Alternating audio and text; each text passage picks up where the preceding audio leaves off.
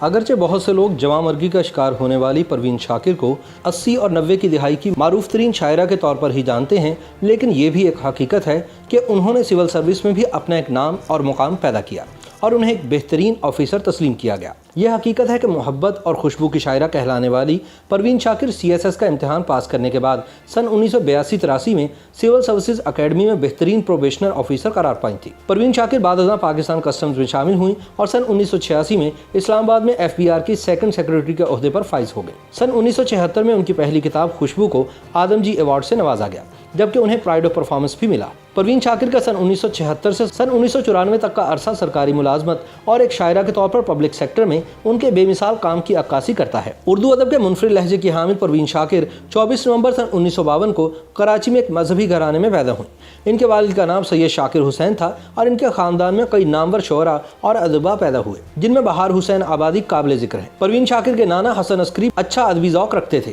انہوں نے بچپن میں پروین کو کئی شعراء کے کلام سے روشناس کرایا۔ پروین ایک ہونہار طالبہ تھیں۔ دوران تعلیم وہ اردو مباحثوں میں حصہ لیتی رہیں۔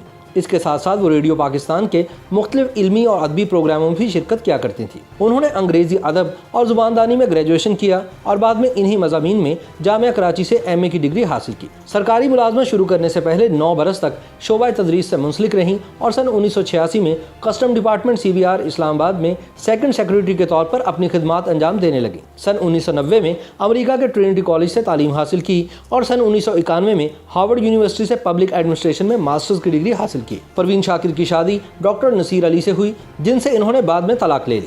پروین شاکر کی شاعری اردو ادب میں ایک تازہ ہوا کا جھونکا تھا۔ ان کی منفرد شاعری کا موضوع عورت اور محبت ہے۔ ان کے مجموعہ کلام میں خوشبو، صدبرگ، خود کلامی، انکار اور ماہ تمام قابل ذکر ہیں۔ پروین شاکر کو اردو کی منفرد لہجے کی شاعرہ ہونے کی وجہ سے بہت ہی کم عرصے میں وہ شہرت حاصل ہوئی جو بہت کم لوگوں کو ملتی ہے۔ پروین نے ابھی شاعری کے میدان میں بہت آگے جانا تھا، لیکن 26 دسمبر سن 1994 کو ٹریفک ایک حادثے میں اسلام آباد میں محض 42 سال کی عمر میں وہ خالق حقیقی سے جا ملی اور اسلام آباد ہی کے مرکزی قبرستان میں آسودہ خاک ہوئی۔ اگرچہ پروین شاکر کو گزرے کئی برس بیت گئے، لیکن اپنے خوبصورت اشعار کے ذریعے وہ ہمیشہ مہکتی رہیں گی۔ YouTube پر گوگلی نیوز دیکھنے کے لیے youtube.com کی سرچ بار میں گوگلی نیوز TV ٹائپ کریں۔ گوگلی نیوز کے پیج پر سرخ رنگ کے سبسکرپشن والے بٹن پر کلک کرنا نہ بھولیے۔ YouTube پیج پر اپلوڈ ہونے والی ویڈیوز سے باخبر رہنے کے لیے بیل آئیکن پر کلک کیجیے۔ آپ کو ہر نئی ویڈیو کے بارے میں نوٹیفیکیشن موصول ہو جائے گا۔